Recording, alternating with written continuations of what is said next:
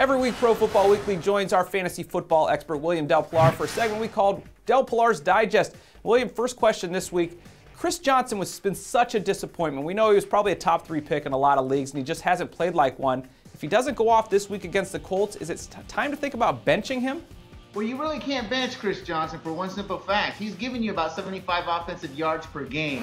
And at the end of the day, that is no worse than a bye week or injury fill-in. You would be sliding there anyway.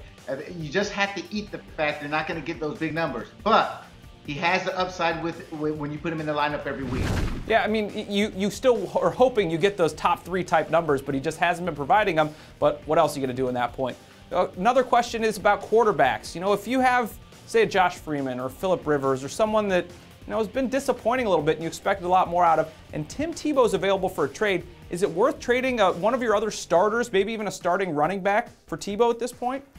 Yes and no. If you don't have the depth, no. But at the end of the day, if you really need that quarterback that desperately, you're going to have to give something up. I would sit there and say a number 2 type running back, low-end number 1 receiver, and you tag these players with another minor player, and you can make the trade. Just don't fall for the ridiculous trades of give me Arian Foster for Tebow. And believe it or not, I've seen some of those with the mailbag.